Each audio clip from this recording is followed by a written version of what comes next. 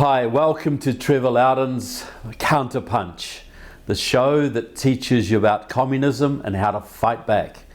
Well, today I want to discuss critical race theory, white privilege, and Black Lives Matter. So what is critical race theory? We've heard a little bit about this. President Trump banned it from being taught in government agencies in this country, but it's still taught in colleges, churches, universities, even high schools across the nation. Well, it really feeds into what we're experiencing in America in the last year, the riots and the racial chaos that we haven't really seen since the 60s. So critical race theory was really pioneered by a man called James Cone. He was a divinity academic. He spent a lot of time at Harvard and other schools in the Northeast. He wrote a book, Marxism and the Black Church. What do they have to offer each other? He went to Cuba in 1984 with Jesse Jackson and Reverend Jeremiah Wright. Remember him? God damn KKK America. You know, Obama's pastor, long-time pastor. And there they met with people around Fidel Castro. They met with a lot of Cuban and Soviet religious front groups like the Christian Peace Crusade, for instance. And so Cone had a background in Marxism, a background in pro-Cuba activities.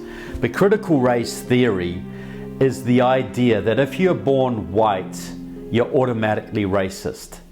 Because racism is not a personal failing, it's a condition of society. See, a black person cannot be racist. An Asian person cannot be racist under critical race theory because they're not the dominant culture in a Western country. They don't hold power. So the real racist power structure in America is the white Christian capitalist patriarchy. Meaning if you're white, you're automatically privileged. If you're part of the capitalist system, you're automatically privileged. Christians, conservative Christians, are considered part of that. And of course, if you're a capitalist, if you believe in the free market, if you believe in free enterprise, and if you believe in things like securing America's borders, etc., private property, all that old-fashioned stuff. So the traditional Marxism is real simple. Marx posited there would be a revolution when the working class rose up and expropriated the wealth of the capitalists, meaning the factory owners, the business owners, the rich and the wealthy, who under Marxist theory exploit everybody else. And so we'd have a revolution when the workers rose up. But that just didn't work in America because there's not a rigid class structure here. You know, America, you can start out dirt poor and end up filthy rich. You can start out filthy rich and end up dirt poor too. So class structure, class struggle didn't really work that well here. We saw the class struggle argument during the Occupy movement of 2011. You know, the 99% versus the 1%. And that caused a few problems, but it never really took off in a big way because it was a class struggle argument. But race is always with you. Your race is with you from the day you're born. That's why you get very, very wealthy black football players complaining about white racism. People who've done far better than most white people in this country are complaining about white racism and feeling oppressed, even though they're multi-millionaires. So critical race theory means basically that the revolution shouldn't be based on class so much as race. And this really comes out of Maoism, because when Chairman Mao took over China and imposed communist rule on China, he didn't really have an industrial working class to work on. There were no big factories in China except maybe in Shanghai. There wasn't a big organized labor movement. So he really had to use race, ethnicity, and cultural differences to start the revolution. That's why they had a cultural revolution in China, not an industrial revolution. So the idea comes from Maoism is that the best way to have a revolution is to utilize racial differences. So in modern America, the Maoists will say, Yeah, well, we're being oppressed. The people of color, the black, Latino, Asian American, Native American, are being oppressed by the white Christian capitalist patriarchy. So the only way you can get rid of that oppression, get rid of that racism, is to overthrow the white Christian capitalist patriarchy. So that's where your revolution comes.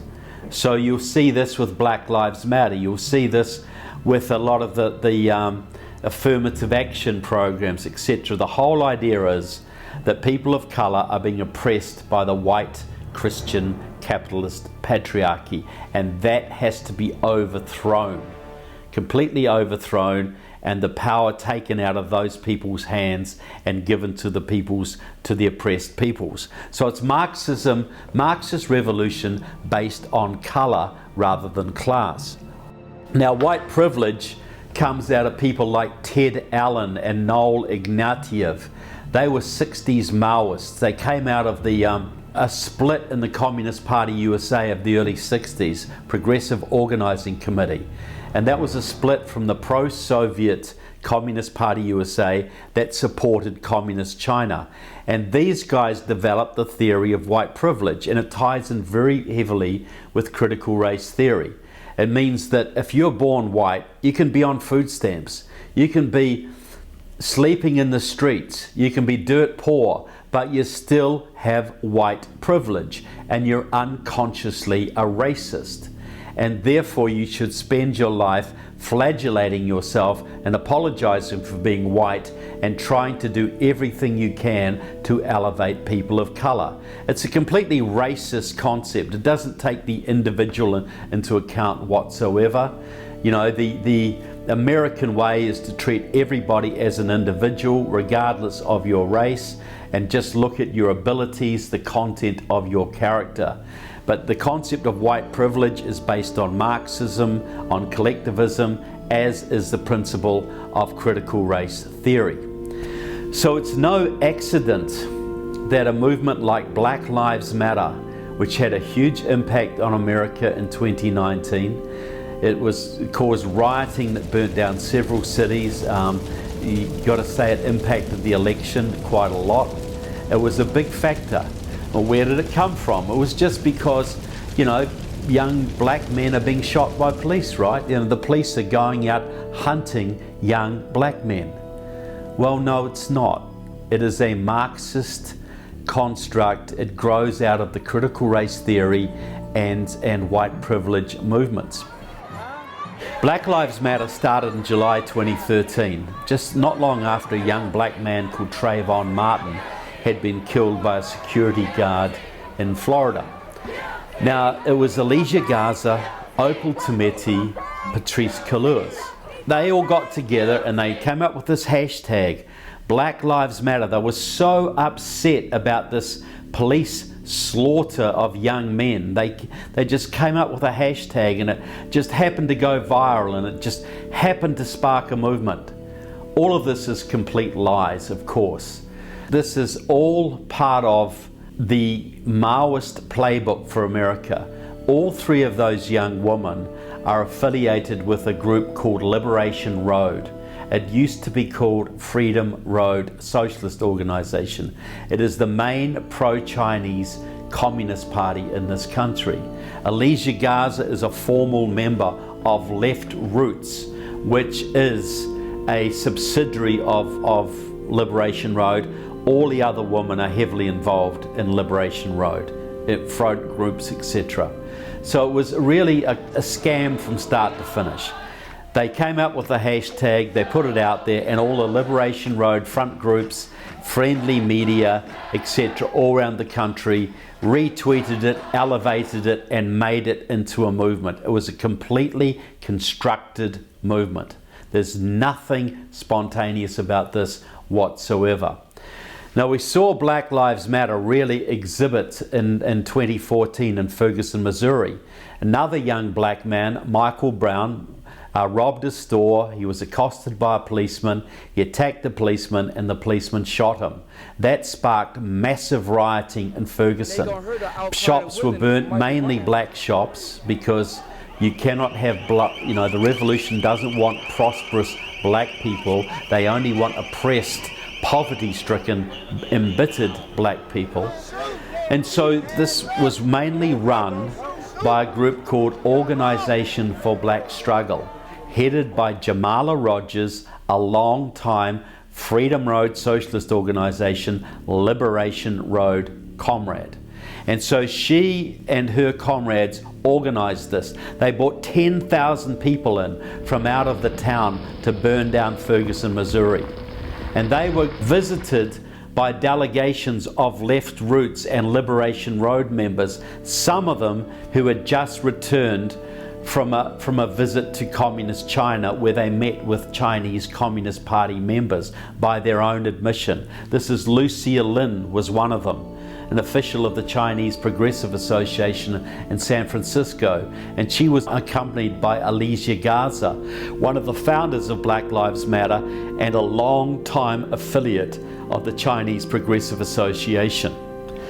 She's been working with them since at least 2012. She is very close friends with a young man called Alex Tom, who was the head of the Chinese Progressive Association, who led the delegation to China in 2013, who boasts of his close association with Chinese diplomats in San Francisco, boasts of defending China. This is basically a Chinese operation, a communist Chinese operation. Alex Tom, Alicia Garza, Lucia Lin, and Pam Ta Lee are all members of Left Roots, a front for the pro-communist China organization, Liberation Road. In 2014, after traveling to communist China with Alex Tom, Lucia Lin visited Ferguson, Missouri, with her BLM comrade, Alicia Garza. Lin and Garza met with Liberation Road communist Jamala Rogers' Organization for Black Struggle, the Liberation Road front group that organized the Ferguson riots. Shortly after Black Lives Matter was founded, the Chinese Progressive Association set up another organization, a sister group, to help to guide Black Lives Matter, to help to ease it into, help to grow it and expand its reach. And that was called Asians for Black Lives. That was Pam Ta Lee, one of the founders of the Chinese Progressive Association back in the 70s, a long-term Maoist. Shaw San Lu, who's the current head of Chinese Progressive Association, Alex Tom, Lucia Lin, and several others. They set up this Asians for Black Lives. They worked very closely with Alicia Garza. They introduced Alicia Garza and Patrice Cullors to Vietnamese American, Laotian American, and Cambodian American communists, and helped to spread their network across the United States. In 2016, Alex Tom and CPA official Lucia Lin produced a 300-page revolutionary manual for Asians for Black Lives and BLM activists. Alex Tom has known BLM co-founder Alicia Garza since their student activist days at UC San Diego in the late 1990s. Actually, I think it was my friend Alicia Garza. Alex Tom helped Garza and fellow BLM founder Patrice Cullors form ties with the Southeast Asian Freedom Network, a coalition of Laotian, Cambodian, and Vietnamese radicals. But the Chinese weren't the only ones involved in this. In 2015, Opal Tometi went to Venezuela to help with the Venezuelan elections, got a photo taken with Nicolas Maduro, the current president of Venezuela, the communist. Also in 2015, Patrice Cullors led a delegation of Black Lives Matter members to Palestine, to the Palestinian occupied territories, where they met with Palestinian radicals. There's a big tie-up between Black Lives Matter and the Palestinian radicals. They call the Black Lives Matter the American Intifada, the American rebellion. We came here to Palestine to stand in love and revolutionary struggle with our brothers and sisters. Ferguson to Palestine, we fight to save our nation! Palestine to Ferguson, end the occupation! Black Lives Matter! Black Lives Matter! Viva, viva, viva! Viva, viva, viva! a part of that delegation was a young man called Ahmad Abuzniad, a Floridian, a member of Dream Defenders, which is a subsidiary of Black Lives Matter, and the son of a former advisor to the leader of the Palestinian Liberation Organization, Yasser Arafat, a known KGB agent and a communist. So Ahmad Abuzniad, the son of Nabil Abuzniad, the advisor to the terrorist leader Yasser Arafat, was part of this delegation. Also, Opal Tometi and Alicia Garza are also very, very close to a New York-based organization, the Rosa Luxemburg Stiftung. Now, Stiftung apparently means foundation in German. And there's a Manhattan-based organization, Rosa Luxemburg Stiftung, named after the famous German communist revolutionary Rosa Luxemburg, which trains Black Lives Matter affiliated activists, and a lot of the Bernie Sanders supporters are trained by this organization. Well, a Rosa Luxemburg Stiftung has branches in Beijing, Moscow, the West Bank, many other places around the world. But its headquarters is Berlin, Germany, the Rosa Luxemburg Foundation. Well, that is a wholly owned subsidiary of the left party, Die Linke, the German left party, which used to be called the Party of Democratic Socialism, which before that was called the Socialist Unity Party, the former East German Communist Party, the people who built the Berlin Wall, who used to machine gun people trying to escape across the border, one of the most repressive states that's ever existed in world history. Both Opal Tometi and Alicia Garza are involved with the German revolutionary organization Rosa Luxemburg Stiftung. Based in Berlin, with offices in Beijing, Moscow, and Manhattan, the organization was established by former East German Communist Party leaders to build a new wave of international socialist revolutions. We are bringing together socialist leaders from across the United States, from Canada and Europe, leaders of local struggles in the communities, leaders of labor, of social movement networks, leaders of socialist parties.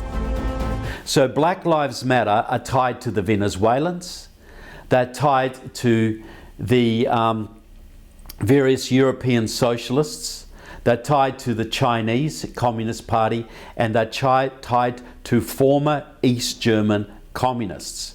And they call themselves a movement for liberation. Now, Black Lives Matter has grown. It's got branches in states all across the country. It's got an affiliated, an umbrella organization called Movement for Black Lives. Right now, it's Movement for Black Lives, which coordinates things. They are the people, when George Floyd got killed in Minneapolis, these are the people who coordinated riots and demonstrations all over the country for week after week after week. People directly affiliated to the Chinese consulate in San Francisco, people who travel to China to meet with Communist Party officials. And we know that China actively propagandized for Black Lives Matter. We know that when President Trump closed the Chinese consulate in Houston, part of the reason was the activities of that consulate and fanning racial flames in this country. So Black Lives Matter is a communist organization, 100% tied to foreign communists and foreign terrorists and directly to the Communist Party of China. Yet you have churches taking a knee to them. You have sports teams taking a knee. You even had Republicans taking a knee for a while to these people. And you certainly have Democrats. Kamala Harris, the vice presidential candidate for the Democrats this election cycle, is a big fan of Black Lives Matter. She is very personally close to Alicia Garza. She has publicly said that the riots and demonstrations should continue even after the election. I am very clear that some of the success that we've been able to achieve around criminal justice reform would not have happened in recent years were it not for Black Lives Matter. And the intensity and the brilliance of that movement that forced. I know that there are protests still happening in major cities across the United States. I'm just not seeing the reporting on it that I had That's right. for the first few weeks. That's right. But they're not going to stop. They're not going to stop. And they're not, this is a movement, I'm telling you. They're not going to stop. And everyone beware, because they're not going to stop. They're not going to stop before Election Day in November, and they're not going to stop after Election Day. And that should be, everyone should take note of that on both levels, that they're not going to let up, and they should not. And we should not. So if Joe Biden should become president, they're already telling Biden who he can or cannot put in his cabinet. Black Lives Matter will be a very important part of a Biden administration. Their philosophy, their Marxist philosophy, will be integrated into the Justice Department, into other government departments, to basically oppress and terrorize Americans. It'll be part of the communist takeover of America that is looming under President Joe Biden. Now, there's another component to this, a little bit off on a tangent, but when George Floyd was killed in Minneapolis, that's what allegedly sparked the riots. And we saw then the movement for Black Lives Matter, get involved in heavy rioting all over the country. But interestingly, the Freedom Road Socialist Organization, which became Liberation Road, which is the parent group to Black Lives Matter, had a split in 1998. And for a long time, you had two groups called Freedom Road Socialist Organization. One based in Minneapolis and Chicago, the other one based in the South, the Bay Area, New York, Boston, and North Carolina and Tennessee. The group that is still called to this day Freedom Road Socialist Organization, they played a huge role in sparking the riots. So you had two pro-Chinese communist parties involved in this rioting. On February 20th, 2017, the day that President Trump was inaugurated, the leader of Freedom Road Socialist Organization, Steph Yorick, declared that their job was to make this country ungovernable to bring down Trump. In 2019, in November, a Freedom Road Socialist Organization comrade called Frank Chapman, a convicted killer, is once sentenced to 50 years plus life, I believe. He was sprung by the Communist Party back in the 60s. Set up a nationwide group called the National Alliance Against Racist and Political Repression. It was all ready for this year. It was designed to highlight issues of police brutality, police targeting black people, people of color, etc. When George Floyd was killed in Minneapolis, Steph Yorick's wife, Jess Sundin, the head of a National Alliance Against Racist and Political Repression affiliate in Minneapolis called the Twin Cities Coalition for Justice for Jamar, named after a young black man who was killed by police in 2015. They started the riots. Jess Sundin admits she started the riots. She admits she did the organizing for this. I've got her on tape talking about her organization role. I've got her on tape talking about the joy she felt when she saw Precinct 3, the police station in that area, burnt to the ground, and that the looting and rioting was an integral part of the movement. It wasn't peaceful demonstrators hijacked by radicals. It was radical right from the start. It was pro-China right from day one. These are pro-Chinese Maoist communists who completely follow the Chinese line and admit it in their publications. So the National Alliance Against Racist and Political Repression then organized riots. They were the people who burnt Kenosha, Wisconsin. They started riots in Tallahassee, in Jacksonville, in Miami, and Tampa, Florida, in Houston and Dallas, Salt Lake City, Utah, Tucson, Arizona, East Los Angeles, and the Bay Area.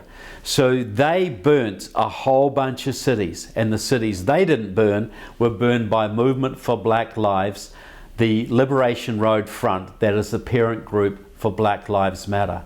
So we need to understand that America is at war with the Communist Party of China now.